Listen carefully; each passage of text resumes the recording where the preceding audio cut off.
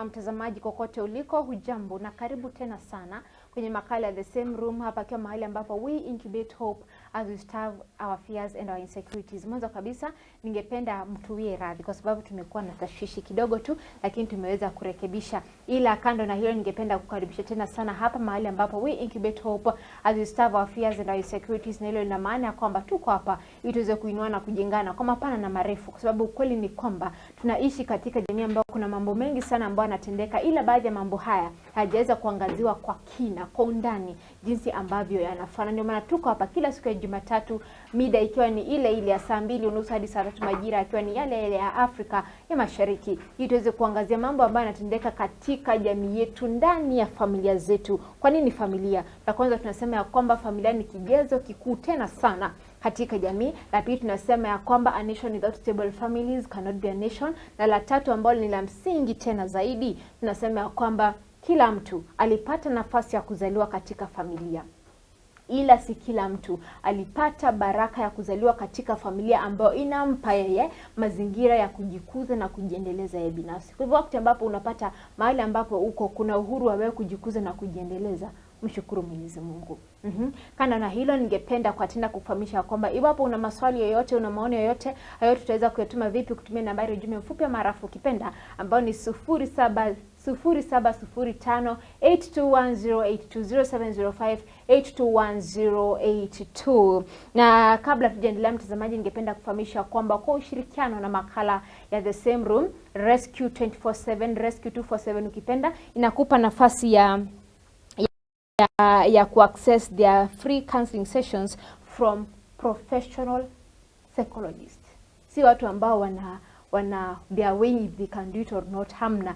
Jambo ambalo ni la muhimu tena sana, professional psychologist. Na hilo lina maana ya kwamba iwapo una maswali yote, iwapo una maoni yoyote, unaweza kuwasiliana nao kupitia nambari ya ujumbe mfupi ama harafu ukipenda, ama pia unaweza wapigia simu kupitia 0738247247. Iwapo inatashwishi kidogo, iwapo mtu anaweza kukupigia kwambia kwamba ametoka kwenye lile shirika, kumbuka unaweza tembelea tovuti ambayo ni www.rescue247.life, www.rescue247.life. Tunasema ya kwamba mental health isn't a choice but recovery is, and depression is temporary but hope is permanent. Na ndio maana tuko hapa kila siku ya Jumatatu kuhakikisha kwamba mazingira ambayo tunajenga katika jamii yetu, mazingira ambayo tunatengeneza katika familia yetu, ni mazingira ambayo yanatupa uhuru na nafasi ya kujikuza. Kuna watu ambao naona anapiga simu, tafadhali kindly text, kwa sababu tuko hapa. Tumesema iwapo una swali lolote, iwapo una maoni yoyote, kumbuka yote ni kupitia nambari ya ujumbe mfupi ambayo ni 0705821082. Leo na siku zote nafahamika kama Ruth Ngatia. Kabla tujaendelea mtazamaji, siko peke yangu, ninaye mgeni wetu ambaye anahakikisha kwamba the relationships that we have with ourselves, the relationships that we are forming in the society out there, they're nothing but healthy. They're nothing but relationships that are supposed to help us flourish, to grow. Alright? Kwa hivyo, Banis, ningependa uweze kujitambulisha tena kwa mtazamaji wetu, ili tuweze kusukuma gurudumu la usiku wa leo. Asante sana kwa wakati mwema Ruth. Umeniandika tena kwenye hii kipindi. Najitambulisha kama Banis Kivungi. Mimi ni mwana saikolojia. Na tuko tayari kuzungumza maneno ambayo yanahusu familia, maneno ambayo yanaweza husu kila mtu, na pia niko kwa Rescue 247. Yeah. Asante sana Banis. Na jambo ambalo sijaweza kuwaeleza watazamaji wetu ni ya kwamba hapo kwa Rescue 247, hilo shirika ama kwenye hiyo portal inakupa nafasi ya kuchagua unataka kuzungumza na nani. Can you imagine? Unataka kuzungumza na nani? Nani ambaye anakupendeza? Lakini kumbuka to keep professional boundaries. All right? That is very important. Very important for you and me. Ili tuweze kufanya nini? Kusaidika. Na jambo ambalo ningependa tuweze kulizungumzia siku ya leo, this will be a journey. Nataka tuwe na safari ili tuweze kuelewa jambo ambalo ningependa tuizungumzie leo. And kwa Kiingereza niliweza kuliita ya kwamba connection on paper. It's just a connection that you have on paper. Apart from that, me and you, we have nothing to talk about. So, Banis, tunaishi katika jamii ambayo wanarika katika jamii. Tulipokuwa tukikua na pia kanisani, Sunday school, tumeambiwa kwamba God is love. Love is patient. Love is kind and love is all those beautiful things. Yeah, lakini tunapata ya kwamba kuna watu ambao wanaingia kwa relationships ama katika mahusiano ama pia katika ndoa because I felt something. I see something. There's something that burns God that I don't have. There's something that someone I'm talking to have, but mi mwenyewe sina. And now unapata kwamba we are defining love, we are generalizing that thing, how I felt, how I see him, without us first of all understanding what is love, what is this. Well, Ruth, love is a deep, sincere attachment between two people, especially when it comes to a relationship between a man and a woman. Yeah, and where there is love, people will respect, people will be ready to communicate, they are there for you, they are listening, they are compassionate, and they feel what you're feeling, they are ready to accommodate your behavior, but not changing you. That is mainly what love is all about. Yes. Umeweza kusema they can accommodate you. What if I'm accommodating you because I want something from you? And the moment I get it, girl, child, good night. Then that is not love. That is just wanting what I have. And there are people get married because of different reasons. Some of them will get married because you have a nice car, your financial status. Others will get married to you because you are handsome. Others will get married to you because they want this. They want the intimacy, the sexual intimacy. The others will get married to you because they want children. So when people are getting to marriage, it is important to know, why am I getting married? Why this one? Why John and not Tony? Why Mary and not Winnie? Yeah. Another reason as to nimekuambia uweze kutueleza the definition and the deep definition of the term love. Kwa sababu unapata ya kwamba kuna watu ambao wako katika mahusiano, kuna watu ambao wako katika ndoa, lakini today and each and every other day you're asking yourself, do this person really love me? Do they feel the way I feel? They don't even see me. They are not returning what I'm giving them. Yeah. There's that your energy ambayo inafaa kuwa hapo katikati ya watu wawili, it doesn't exist. Yeah. What happened? Yeah, you find that when people they are about to get married, there is the love, the connection, the chemistry is there. But after some time, you find that it is slowly, if it is not worked upon, it really goes down, it dies. Because love alone cannot sustain a marriage. Exactly. There should be trust, there should be honest, and there should be respect. And where these three ingredients are missing, despite having the core ingredient, which is love, then the marriage will not sustain. The other reason why you find that this is dying slowly, is because you don't know my love language. People have different love languages. There are those who love gifts. There are those who love touch. There are those who love flowers, the gifts. There are those who love the quality time. They want to have time with you. There are those who want the quality time, and there are those who want to be affirmed. Saa yote akifanya kitu kizuri mwambie, oh my love, this is good. They are okay. But if my love language is affirmation, and there you are giving me quality time, then you are missing it. You're missing it. Na tukisema about love language, is something that I'm supposed to be telling you. You know, I love flowers. You know, I love affirmations. No. Because unapata ya kwamba mara nyingi, I think hapo ndio sasa inafika mahali ambapo mtu anasema I don't feel seen. I feel inadequate. Yeah. Yeah, you know, communication in marriage is very, very important. And it is always good to say how you feel, but in a good way. Do not, like I would say, women and men are totally different. Women are too emotional and they assume too much. Men, on the other side, they are too intellectual. You find that a woman would, for example, have not been taken to salon, or maybe I do not have money to go to salon. Instead of directly communicating and telling my hubby that my hair looks weird, I need to go to the salon, nitaanza kusema, hey, uonagi nywele, you know. Uoni nywele. Instead of just saying, ama unaonaga za wengine zikiwa smart na hii yangu sio smart. Instead of just going politely and saying that I need to go to salon, you know, my hair, it looks pathetic. What do you think? Do you have money for it? So communication is very, very important. Do not assume your partner knows what you are lacking, how you feel, and you are not even saying it. Assumption is the wrong path when it goes to marriage, and it kills so many relationships, because you are assuming that someone is supposed to see and do it. So if they don't see and do it, what happens? You get irritable, jittery, annoyed, and in the process you start talking things that are not even there. You even start seeing things that are not there. Instead of understanding one another, there is quarreling. And when now a marriage there's a lot of quarreling, there is no peace, then you are tearing it down. Especially with men, they don't like quarrels, and they will start triangulating. They'll go to work, mtu anakaa tu kazini, hataki kwenda nyumbani, and you are wondering what went wrong. It is because there is no peace in that family. And if it continues, then if they start going to bars, they start seeing other women, because they are looking for that happiness and comfort and companionship, which you are not offering, which they are not getting at home. And it is even vice versa. It can go to any gender. It can be to the female. It can also be to the male. And now that leads to infidelity in the family.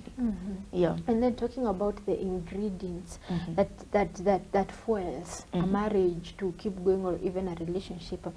Youth pastor wa kanisa la Maximum Miracle Center, Pastor Andrew Young, kuna siku alikuwa akifunza about on the same, na akasema ya kwamba there are certain ingredients ambazo hizo tulipokuwa tukizungumza hapa, umeweza kusema those are biblical things that must be followed for this thing to function, or for it to work out. Now akaweza kusema ya kwamba love is among the last things, just jinsi ambavyo umeweza kusema, na kusema ya kwamba kuna vitu ambavyo, kuna kitu kingine kama passion, kuna compatibility sasa, na kuna passion ya kwamba you're pursuing your partner every day, si ya kwamba ulimkatia akaingia box halafu wewe ukachukua funguo na ukatupa. You no longer even pursue your partner anymore. And then there's love. Now talking about compatibility, I want you to talk about compatibility, because I also tend to think it's also another major ingredient that is supposed to fuel a marriage or even a relationship. Why? Kwa sababu ya kwamba compatibility kulingana na kizazi chetu ni ya kwamba you're compatible. Yes. You're compatible. You have not sat down and thought about, are your values my values? Are your likings my likings? Are what you see as good habits, are they good habits to me? Yeah. Well, when it comes to complementing your partner and having that connection and the chemistry for you to flow, there are things that will not work, especially if this marriage is being pushed by one person. You might be feeling differently from the way I feel, but since I'm so vulnerable, I want other things from you. I just decide that we can move in together. But remember, I do not have any connection, or even the chemistry, the love is not there. So what happens with time? You find that now this thing is like one person ndio anaisukumia iendelee. The other person is not there. When it comes to your value system, is totally different. Maybe wewe you don't even care whether ukimistreat watu, or maybe you are stingy, you are not giving the poor. And to me, my value system says that I help people. Then the other thing, you find that also be the attachment that you have. You may be an avoidant kind of a partner. You don't care, you just want to pick what I have. It is me, like emotionally you are draining me, financially you are draining me. I'm drained in this kind of a relationship, in this kind of a marriage. So what happens?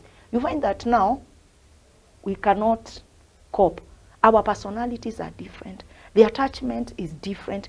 Value system is different. Even faith is different. Because if my faith and your faith doesn't agree, our spiritualities will never connect. Exactly. So there is no way that we shall be compatible. So that marriage will never ever work.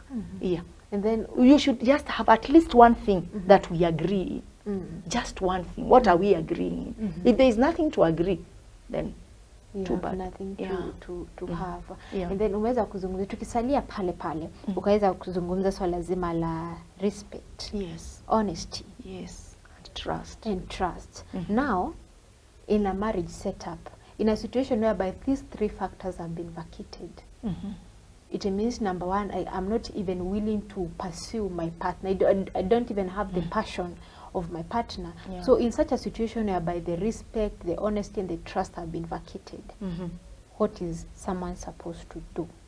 Juu huwezi sema, okay, anipendi anymore, you know what, I'm leaving. And you have not even, ujakaa chini, ukazungumza na mwenzako, ujakaa chini, mkaangalia kwamba, mkaona, this is what you're supposed to do, so that you can eliminate what is. Yeah. Unfortunately, Ruth, nowadays most of the people do not have that patience to reconcile, to talk, forgive, and move on. That is why we have so many marriages, because if I feel that you do not respect me, there is no point of even questioning it. People are looking for plan Bs. That is the main problem that we have, and that is why we have so many breakups. Because if I'm the head of the family, I need to be respected. I want to be carried in a special way. If you are my wife also, I expect you to treat me in a certain way, which is not coming in. The issue of trust. Maybe you have mipango ya kando, or you cannot be trusted when it comes to finances. Can you be trusted when it comes to our relationship? Or maybe you have some other things that are going around there. And especially when it comes to infidelity, you find that once it is there, even if most of the people will say that, I'll forgive you, but I'll never forget. There is always that crack that is always there in families, especially when it comes to people having children out of the wedlock. You find that now, even if you've forgiven this person, and the trust is not there anymore. And that is why you find that now some people they mistrust, and others will start now stalking you, because they are not sure what you will do the next minute. Wanakuchunga, they want to see your phone. Whenever a phone call comes, ama wakiona tu msichana mrembo, wanaona, hey, my husband will be taken away. There is that mistrust, because someone was betrayed some time back, or they have not healed, you know, they have not healed. That is the thing. Then when it comes to honest, can you be, honest comes, especially when it comes to finances. Can you really tell me the truth about issues, or do you lie all the time? Because there are people that will say this today and they say that tomorrow. And you find that now when it comes to such marriages, there is no honesty. You know, even when you are telling me something, I cannot believe it, because I'm used to being lied to.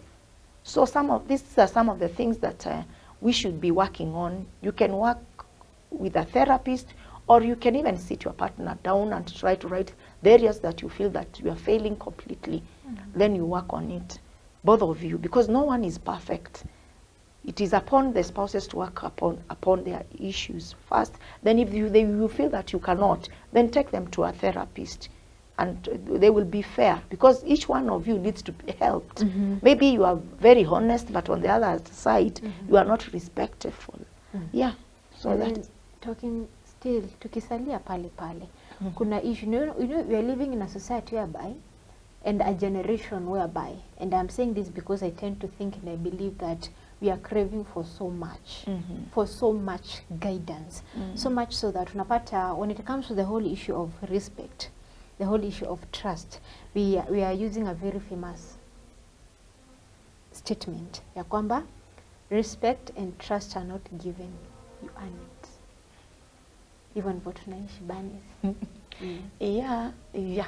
To some extent, because you can't come and tell me, oh yeah, guy, you have to trust me. And I also tend to believe mahali ambapo someone is forcing you to trust them, mahali ambapo someone is forcing you to respect them.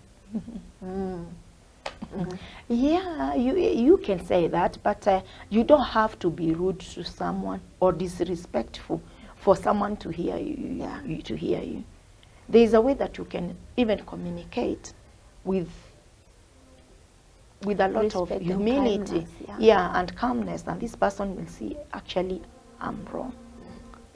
Even if the relationship, if let's say for example it is courtship, or maybe you are dating, you talk in a way that this person can see, really, I've wronged you. Even if you don't want the relationship to continue, it is always good to be humble, and also to respect others. By being disrespectful doesn't mean that you're earning anything anyway at the end of the day. And does not mean that the other person will change.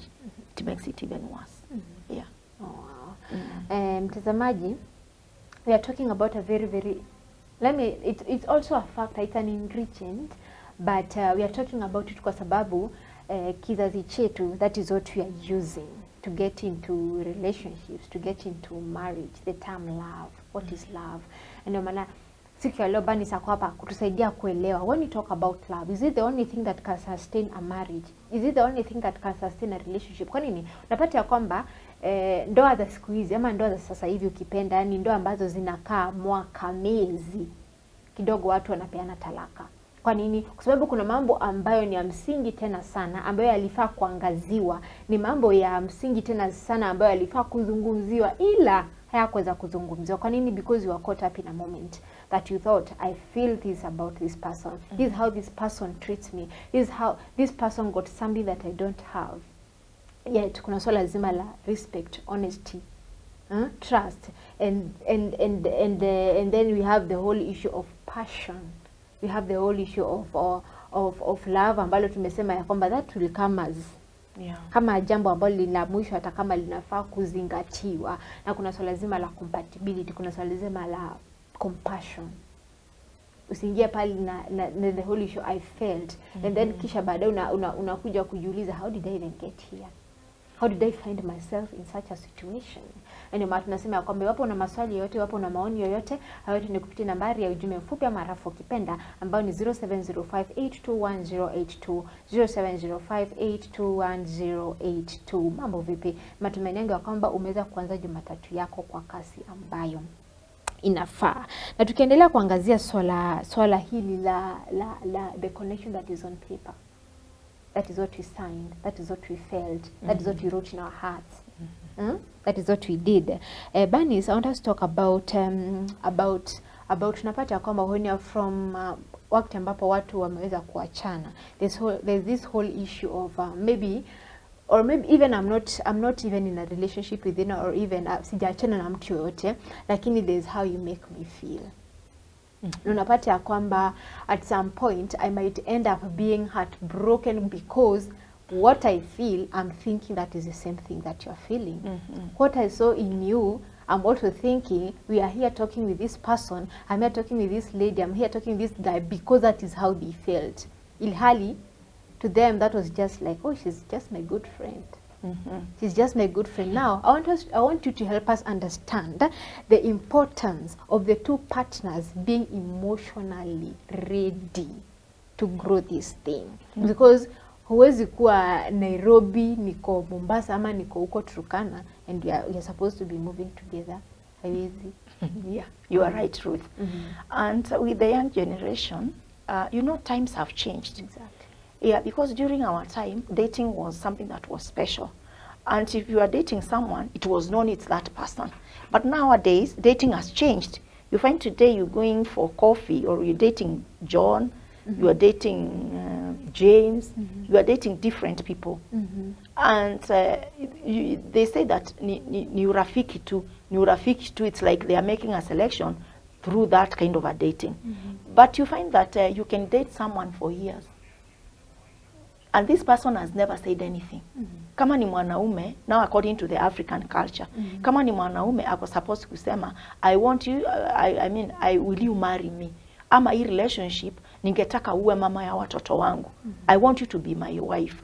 Lakini uko kwa a dating, na huyu mtu anakuwaste, there is time being spent, there is finances, there is also the feelings that your expectations. But this person has never said anything. Na unampata na msichana mwingine the following day. Unampata na Sarah. So it's like you are questioning, how come? How can you do this to me? Then anakuambia, did I ever say anything to you? Exactly. Because what you are feeling is totally different from what he's feeling. Na yeye kwanza hiyo anakuambia, Mimi, I treated you like my small sister. Exactly. Why did you do that to yourself? Yeah. Why did you do that to yourself? So it is very, very important to communicate from the word go. When we are being taken for this coffee, uliza. Because you mtu atu anaweza kuwa tu ana pass time. Or maybe there is a need, ako nayo, na mkikaa chini tu, anakuwa satisfied. Lakini yeye akuoni kama bibi ya watoto wake, akuoni kama wife. But he has a certain need, akikutana tu na wewe, you make him happy. You make him comfortable. ama she makes you comfortable. But now when it comes to you investing to him, unajiuliza surely, why should I invest to this person? Is it worth it? Unapata sasa wewe ni kama unatumika kama chombo dhaifu, yani you are second class. Kuna wale first class. Whenever he sees ama akiona huyo mwanamke mwingine mwenye anatarajia kuwa bibi yake, sasa hapo ndio wana spend more time, na kama ni holiday anapelekwa, lakini wewe ni wakofi. Simply because there is no point of investing in someone that they feel that cannot be the mother of their child. But there is a connection. But there is a connection that is not so much interlocked. Yeah. It is just a need. Ile wakati ameboeka, anasema, mimi nimeboeka leo, let me call so and so. So it is important to know about this coffee. From the word go, uliza. Juu hata watu wengine wanakuona na yeye, they cannot approach you because they feel that you are committed to someone else. So it is also important. Kwa hivyo me, what I would say to the youth, instead of being taken leo coffee na huyu, look for other ways ya kuchagua your partner, because in the process you might lose it all. Yeah. Asante sana Banis kwa kuweza kutenga muda wako kuja mahali hapa na kuweza kutuzungumzia. And watu wanapiga simu instead of texting, and tuko hapa live, and you know I can't manage to pick your calls hapa. So make sure unaacha message ili tuweze kufanya nini, kuisoma. Banis, kwa Jumatatu ijayo ningependa, now talking about that, how a partner, the importance of both parties being ready to invest emotionally, ama even being ready to being emotionally ready to grow what they have. Utaweza kusaidia kuelewa what is the difference between a connection and chemistry. And then jambo ambalo pia utaweza kulizungumzia, the difference between toxic love and conscious love. Love that is conscious. So unapata we are finding ourselves being caught up in very, very funny things, very funny entanglements. And when someone tells you that you are just friends, you cry for 39 years. Can you imagine? Na pia about that whole issue of asking, what is this? Ama what is this? Let me tell you, we are living in a very funny, we have a very funny generation kwa sababu, Banis, I can't ask you what is this? Why do you want me to look desperate? Why do you want me to make you feel wanted? Na tunaishi katika jamii ambayo wasichana ama mabinti tunataka, you want to be wanted by this other gender. So there's a very low possibility of me asking you what is this. Like unapata mara nyingi kuna wanaume ambao watauliza, na pia kuna ambao hawatauliza, na pia kuna mabeti ambao watauliza, na kuna wale ambao hawatauliza. Kwa hivyo mtazamaji, hadi Jumatatu ijayo, kwa kudra zake Mwenyezi Mungu, mwanzo ningependa kukufahamisha kwa tena mara ya mwisho ya kwamba kwa ushirikiano na Rescue 247 makala ya The Same Room imekupa nafasi ya kupata free counseling sessions kutoka kwa nani? Kwa professional counseling psychologists. People who are not going to lie to you, people are not going to diagnose you wrongly. Na jambo ambalo ni la kupendeza zaidi ni ya kwamba wakati ambapo utatembelea tovuti yao ambao ni www.rescue247.live, inakupa nafasi, inakupa ule uhuru wa kufanya nini, wa kuchagua. Nataka kuzungumza na Banis, nataka kuzungumza na Ruth, nataka kuzungumza na Idu. That is what you have, all those choices. Nobody is going to force you to talk to them, and that is so beautiful. Na iwapo ungependa kuwapigia simu ama kuweza kuwasiliana nayo, ni kupitia nambari ya simu ama ujumbe mfupi ukipenda, ambao ni 0738247247. Let nobody tell you, let nobody lie to you, child of God, that they are from that place. If they have not called you using that number, that's a lie. Why am I insisting on that? It's because kwa sasa watu wanatafuta pesa. People are really looking for money. Na pale Rescue 247, the counseling sessions are free. They are free, yeah. Free. Nobody should tell you to give them money. That's a lie. Kwa hivyo kwa kudra zake Mwenyezi Mungu, tupatane Jumatatu ijayo, na siku zote nafahamika kama Ruth Ngatia.